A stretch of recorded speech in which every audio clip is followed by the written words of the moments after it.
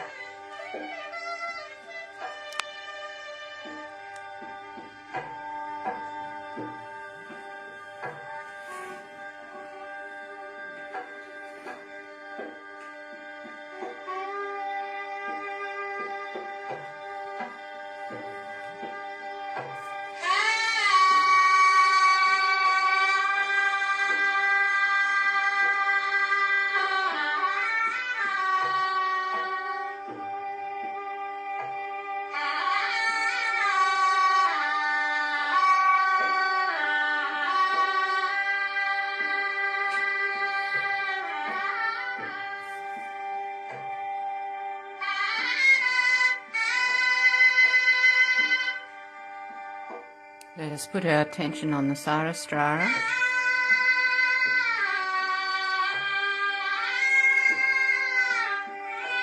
and go into quiet meditation, listening to this beautiful rag for the Muladhara on the Chennai.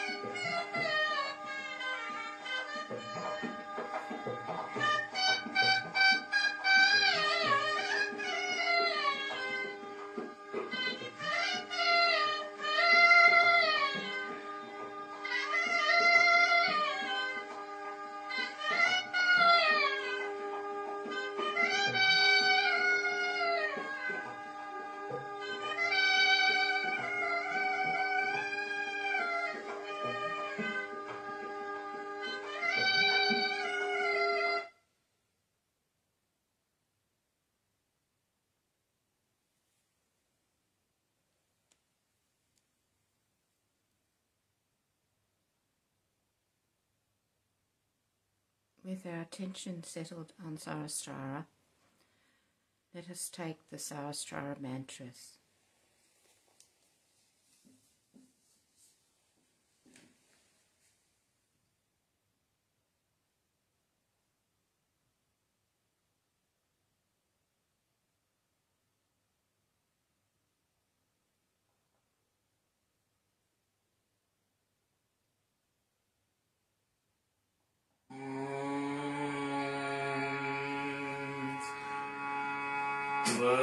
त्वमेव साक्षात् श्री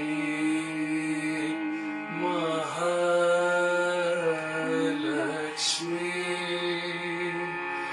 महासरस्वती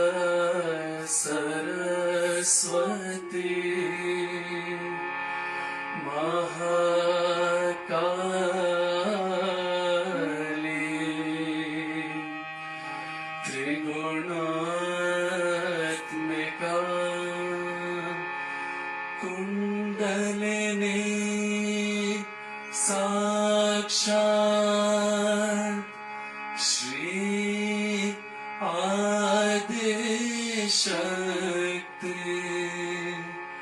माताजी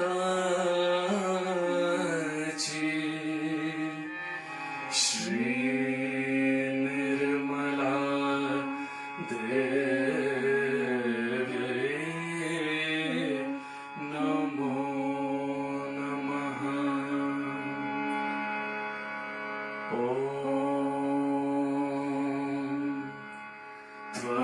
त्वमेव साक्षात्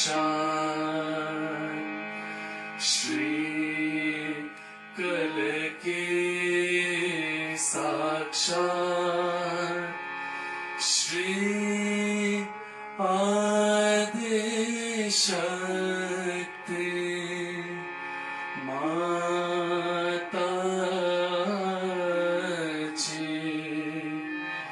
श्री निर्मला देव्यै नमो नमः।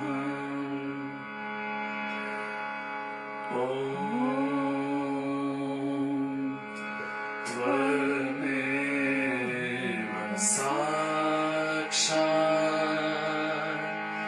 श्री कलकी साक्षात् श्री सहस्रार स्वामिनी मोक्ष प्रदायिनी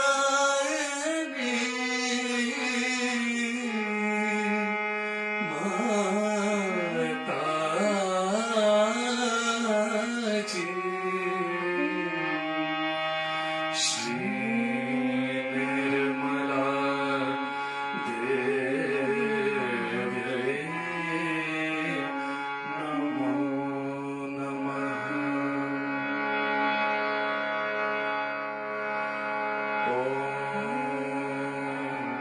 त्वमेव साक्षात् श्री गणेश साक्षात् श्री आदिशक्ति माताजी श्री निर्मला देव्यै नमो नमः।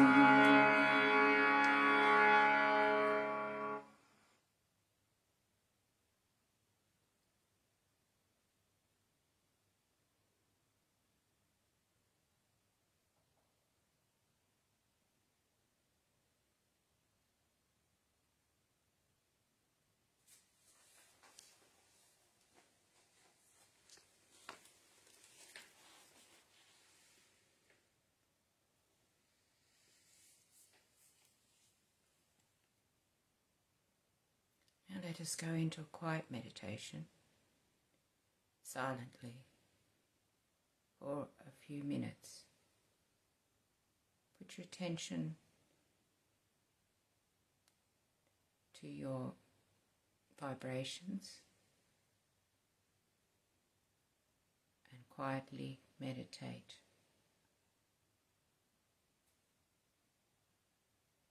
Let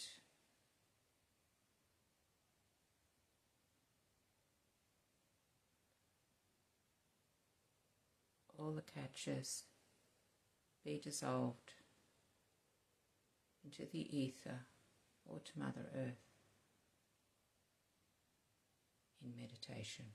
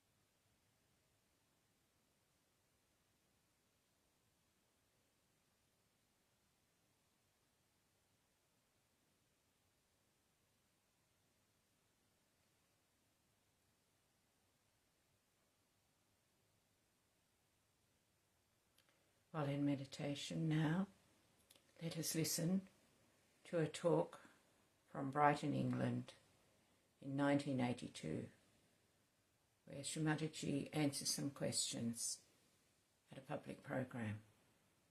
This talk goes for about 25 minutes.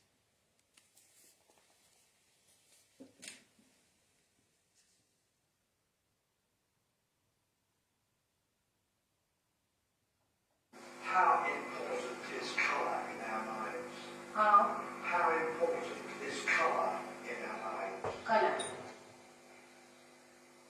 It is see yourself as a third person. Oops. You just do Sorry not about that. fractionally, I deny myself. All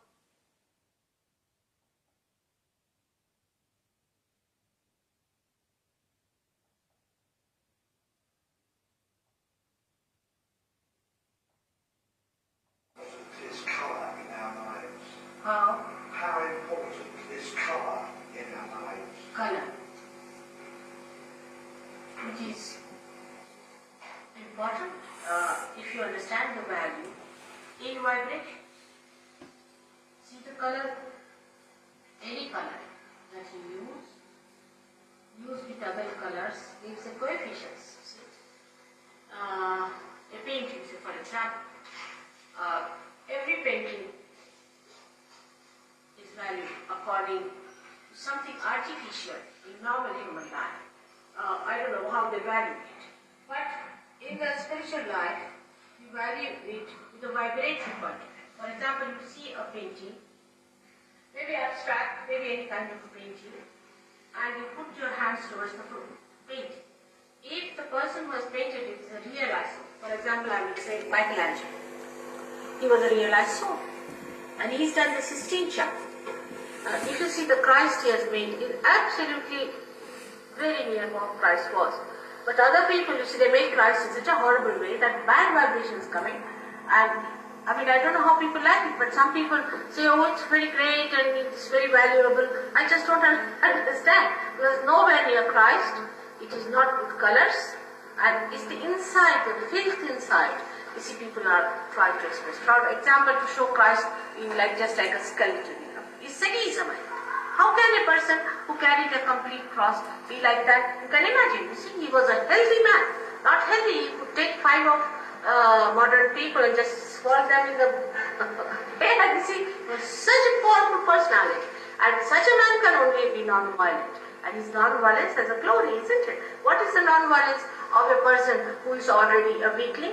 So they show Christ such a weakling, I can't believe it. And I just don't understand from where did they get the idea. But I've seen such statues being sold for a very big price. So human beings have their own ways of value system. But the divine has different. So the color also plays, say, you may have colors. Like red color is now, people, according to the psychologists who are quite stupid, I must say, is very bad. According to them, the red color is, no, but it is not. Red is the color of the mother. Because the first light in a mother's womb is red. The child sees the red.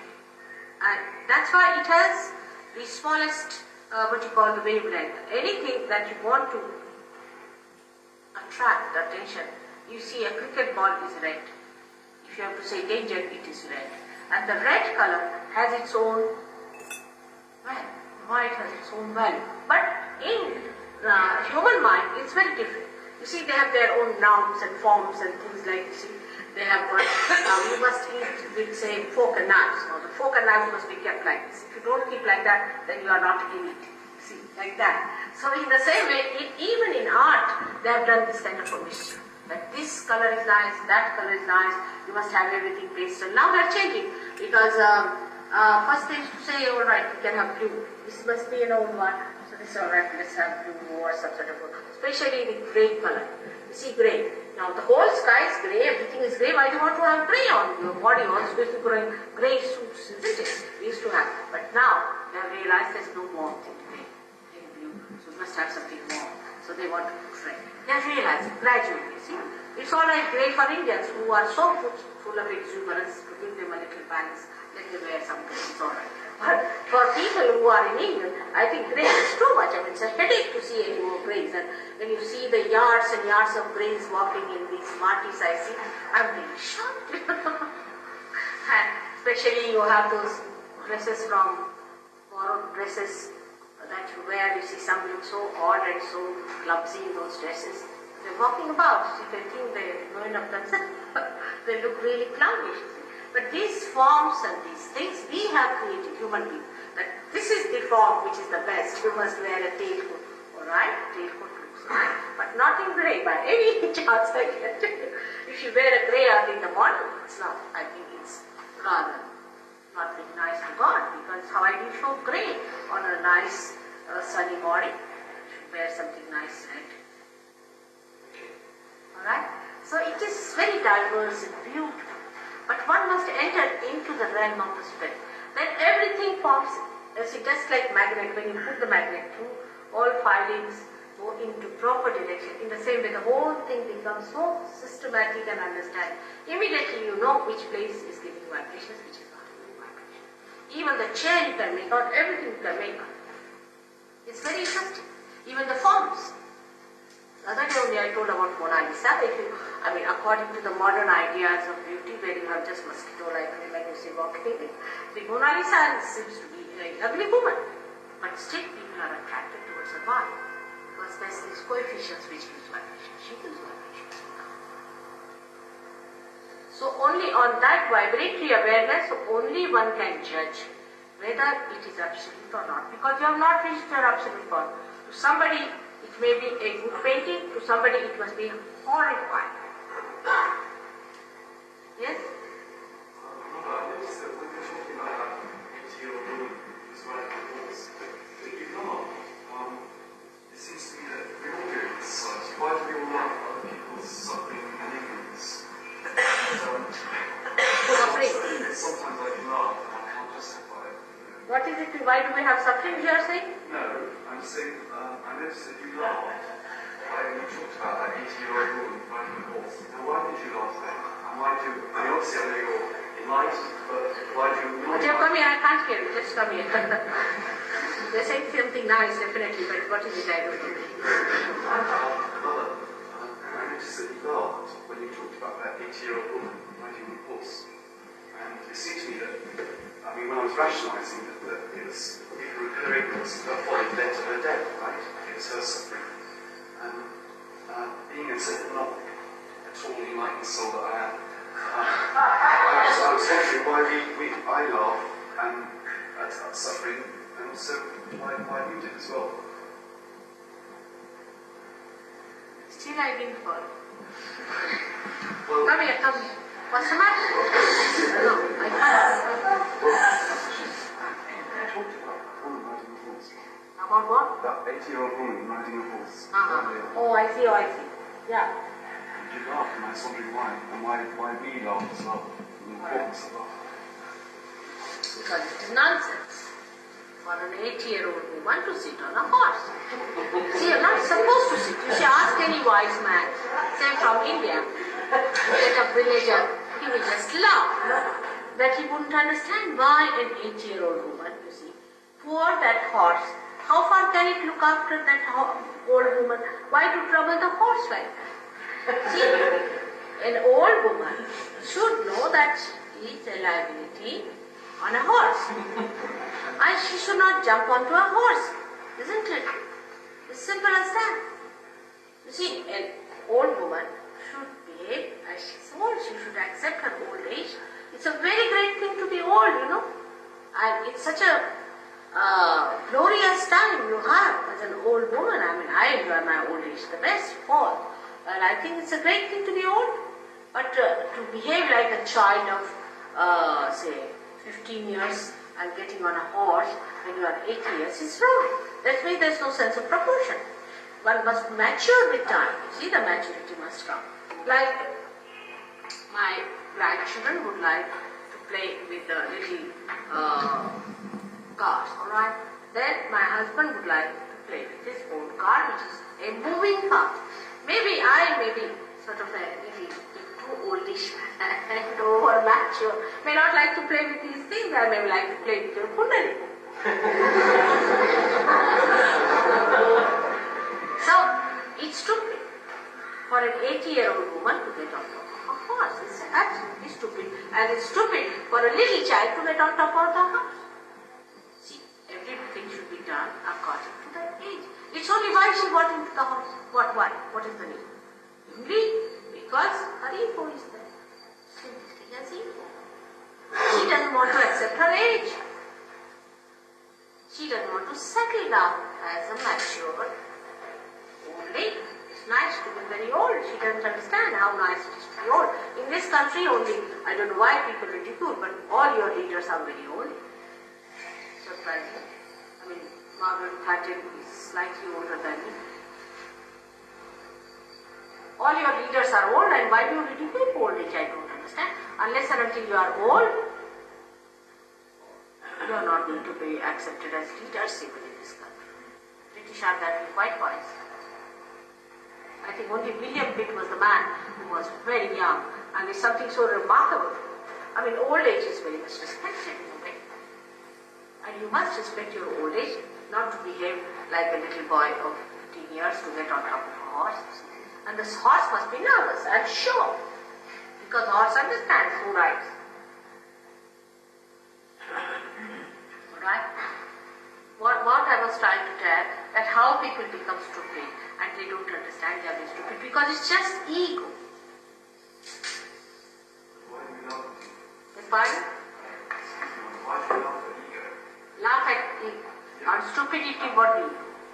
I mean, you can only laugh at people who are stupid. We can only laugh, isn't it? What else can we do? They are stupid, starkly stupid. Because, see, this woman could have taken to Sahaja yoga, she could have got cured, she could have been alright, she could have helped people. Instead of that, she's spending her time in going on a horse. Now, she's done it that long time back. Why is she doing even now? Why doesn't she think that there are very few years left for her. It is important. These are very important years. Let her do something sensible. There's no sense in this. The only thing you can do is to laugh. There's no sense. What is the sense in going about on a horse like that? It's a possession of the ego, I think. Horse is horse or motor car and all these things are king of it. I know of a lady in India, and her husband was a governor, and I used to think she was a sensible woman. But as soon as he retired from governorship, she died. She came down from the horse. Isn't it good to laugh? Isn't it good if one looks after mental patients and all the crazy little things they do? We couldn't look after them if we didn't laugh at times. Yes, we have to laugh. You see, we have to laugh at many things. It's a joke, all the time. The whole thing is a drama in which you see something stupid, then you laugh. You see something funny going on, you laugh. It's better to laugh than to be angry. Better to laugh than to be angry. What's the use of getting angry with a woman who's already dead? There's no wisdom. No wisdom in this kind of living, you see.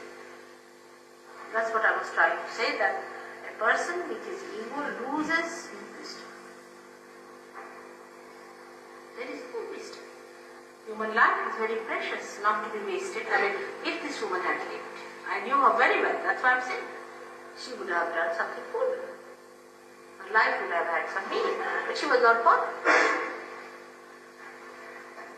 So your laughter was for pity then? The pardon? Your laughter was for pity.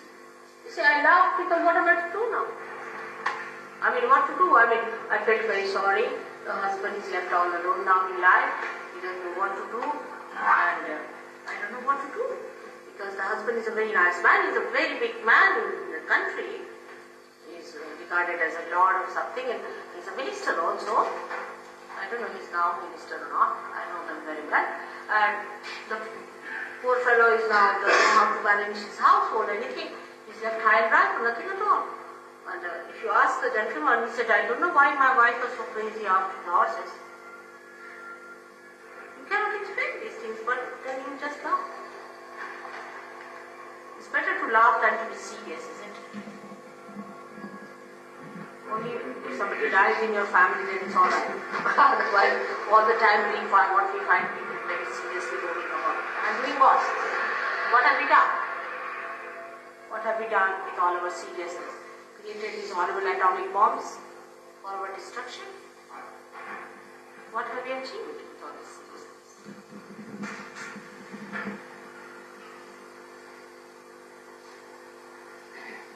We must laugh and one must laugh and really enjoy the play of divine. It's beautiful. When you open out more, you laugh much more.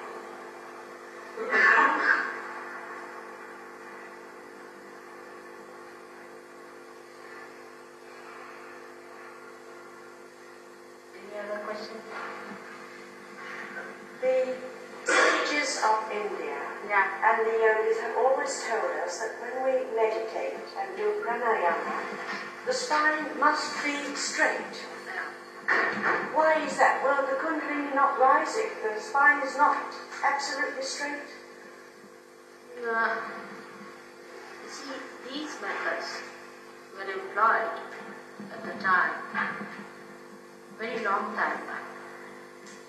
Patanjali yoga was practiced long time back, when we had a very different type of living. Like 4 types of varnashramas we had. The first one was where a person had to be completely celibate and go to the gurus, stay in the forest, have the education till the age of 25 years. That was the age when they selected some people for self-realization. Very few. And then they talked to them about 8 things called as Ashtanga Yoga, in which one of them was called as Yama and Niyama, which meant the correction of the body, correction of the morality, correction of the behavior, everything. Yama, niyama. Niyama means the laws. Now, in that, because the children, when they are small, if they bend their spine too much, they will develop in any case problems, in any case. So they said you must keep your spine straight. But this prana that they told was done after the establishment of spirit. You'll be amazed. Ishvara Pranidhan it was called as. It was called as the establishment of the spirit. Once the establishment of the spirit is done, then the Kundalini starts moving. Then you know what is the center is catching. According to the center, you have to do a particular exercise. But the modern one is very different. I mean, that has nothing to do with it. It's just that taken out only that part when you have to do exercise. And it's really maddening when I see that. That this exercise is something like taking all the medicine together without understanding when you have to take which exercise for which part and what is the need. Because unless and until the Kundalini is moving, how will you know? So the whole thing is upside down. It would be something like without starting the car, you start moving your wheels and everything. So what people are doing today is absolutely opposite what they should have done. See, in the other way, I can say in another word can be that it is all artificial. Because the Kundalini has not moved. First the Kundalini has to move. First the Ishvara Pranidhana has to move. And this is the problem today, at least with the people who have done Hatha Yoga. Because I find their heart is a problem. Though they are seekers, they are doing it for seeking, no doubt. But the problem is, it is very, very partial thing you are doing.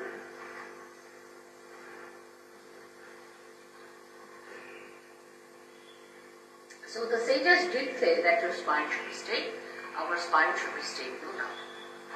At least when we are growing, our spine is growing, that time it should be straight. Because if it is not straight, then you develop a sort of a bend, and it's not good. But the Kundalini will rise whether you are bent or not. Me. Whatever style of thing you have or pose you have, you get the Kundalini rise. That's all. It's something special, I should say. It's already predicted. I wonder if these people have the article which Govind has prepared after going through certain old books of Dhruva Muni, has written about 2,000-3,000 years back about this special type of thing that will take place at such and such time. And they have said in 1970 this should happen, and I started this book in 1970. Something special.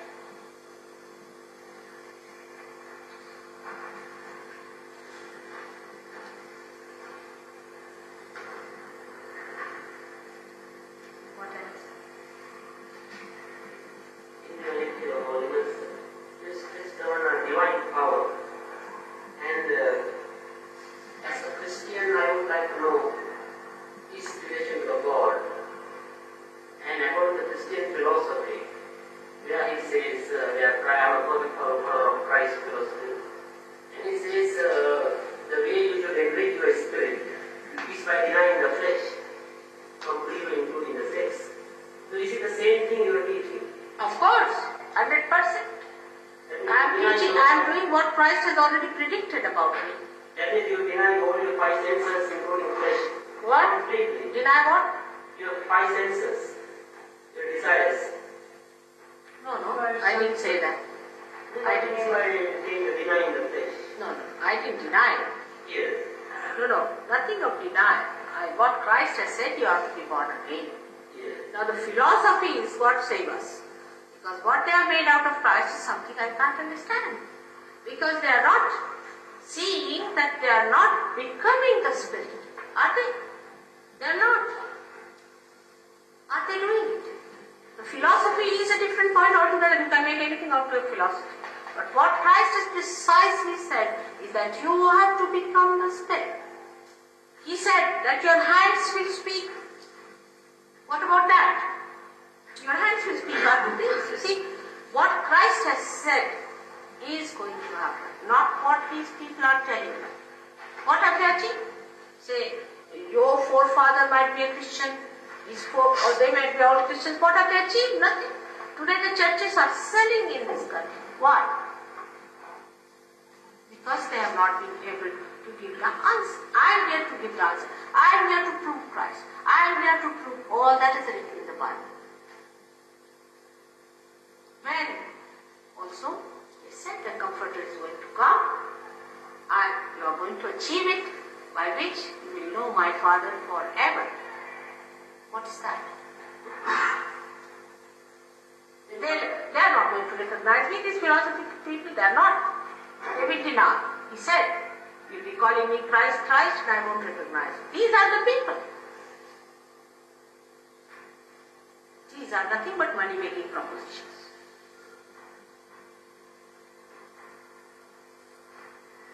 Simple as that. So, what Christ meant by saying, you want to follow me, you deny yourself and come and follow me.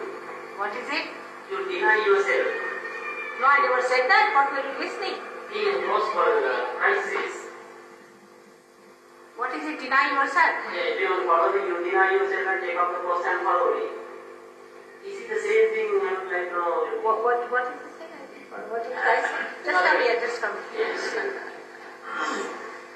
So Christ said you should deny your flesh. Your what? Christ said you should deny your flesh. Take up the cross and Yes. Take up the deny yourself and take up the cross That's and what follow it me. is. Yes. I would like to know, is it the same thing you are teaching? Of course, all that. My child, it is what he taught and what he promised. It is like to know, how do you just deny yourself?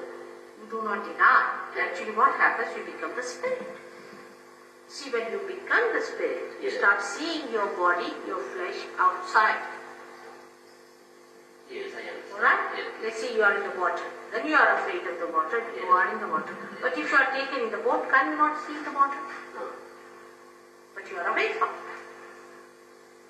That's how. It happens. It's a habit. It's a habit. Again. Alright? What Christ taught, that's what I'm exactly doing. But not his churches. Take it wrong.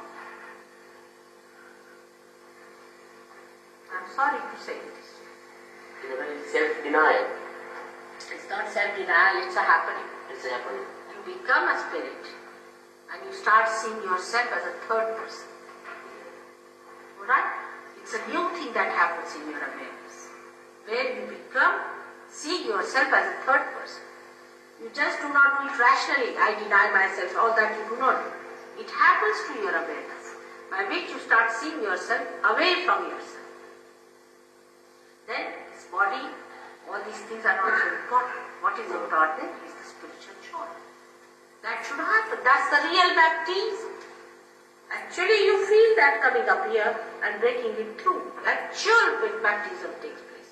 You see the whole force coming up and pulsating here and breaking this part is the actual baptism. It's not like somebody just putting your hand there artificially, now you are baptized. It's not like that. It's an actual thing that should happen. That's the real actual thing. Alright? As it is said, the cold wind of the Holy Spirit. You really feel the cold wind of the Holy Spirit coming out of your head. Really feel. Alright? All Okay, so these are to be proved. Do you believe in redemption as well? Of course, this is due to redemption only. Due to redemption. Yes. Oh, that's all I know. But for that, you don't have to confess anything. Nothing is freedom. Nothing. It just happens. Alright? It's such a simple thing that we got as so best.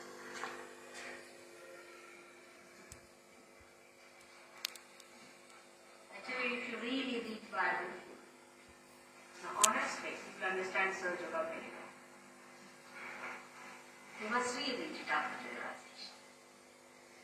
You'll be amazed how many truths have been covered by these so-called philosophers. It's really very sad what they have done to Christ. I sometimes feel it is the second crucifixion of Christ.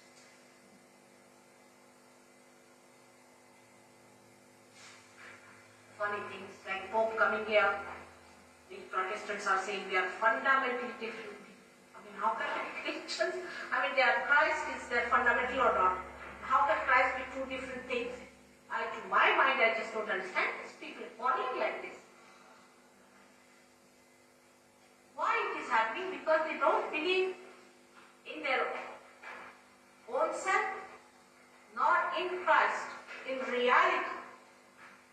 They believe in creating dogmas, differences, hatred, all this. How can you do it in the name of God? How can it? It's done in every religion, no doubt. It's not only the Christians who are experts, everyone has done. Jews are another. We have Jews here, we have Christians here, we have Hindus and Muslims. See, when they, after realization, they see what harm has been done in the name of God. These fundamentalists, these fanatics, all of them thinking they are the chosen ones. It's very nice self-certificate that you are the chosen ones.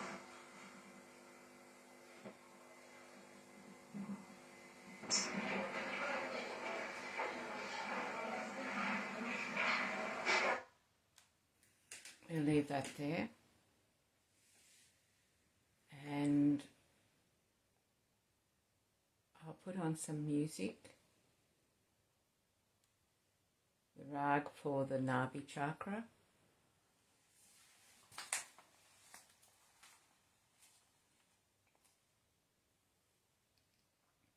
Abhogya. And when you're ready to finish up your meditation, just do in the usual manner, raising your kundalini, putting on a bandhan,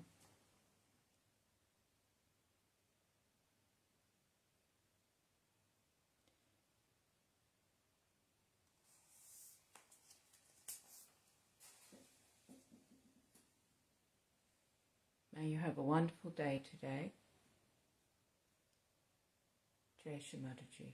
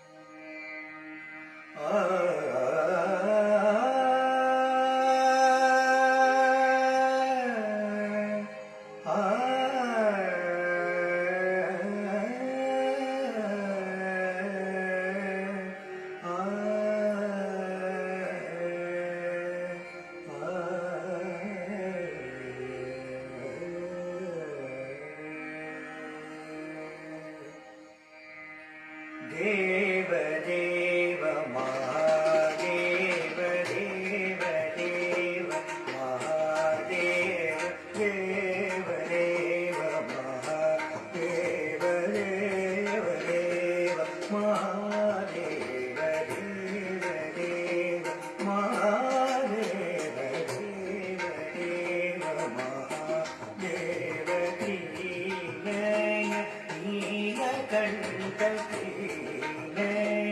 Neelkanth अर्धांगी Gauripati अर्धांगी Gauripati पशुपते नमो शिवं देव देव महादेव देव देव महादेव देव देव महादेव देव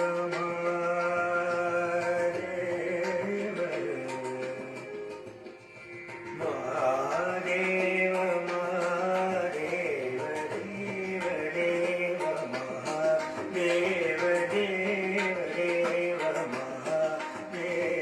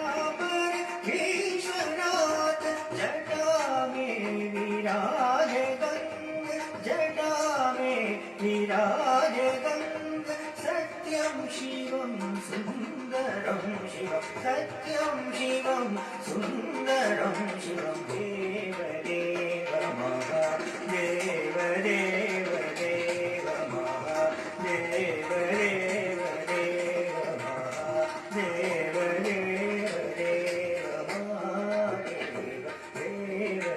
महादेव देव देव महादेव देव देव महादेव देव देव महादेव देव देव महादेव देव देव महादेव देव देव महादेव देव देव महादेव देव देव दत मद गम रे गम सरि ग रे गम गम गम गरि ग देव देव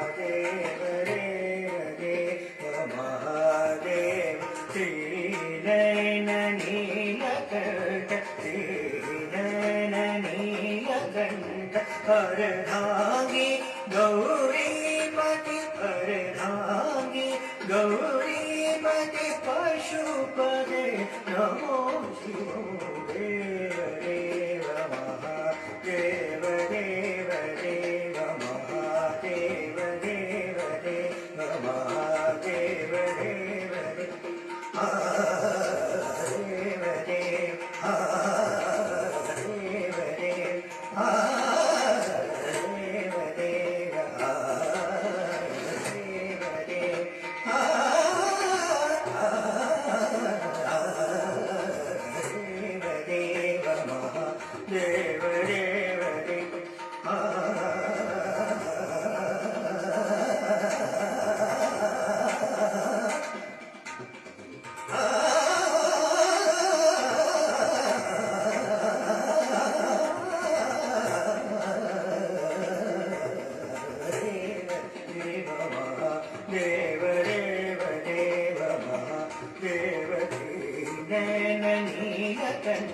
अर्धांगी गौरीपति पशुपते नमो शिवो देव देव महादेव देव देव महादेव आदि नहीं अंत नहीं आदि नहीं अंत नहीं व्याघ्र पर भीषणात् जटा में विराजे कंठ सत्यम शिवम सुंदरम देव देव महादेव देव देव महादेव देव देव देव Mahadev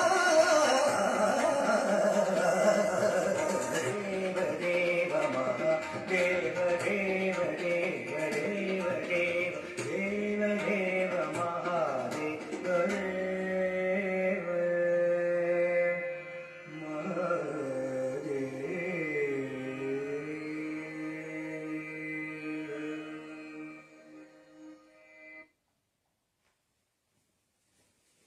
Thank you for joining in this morning. Had a wonderful day today. Enjoy a laugh or two. Shri Mataji.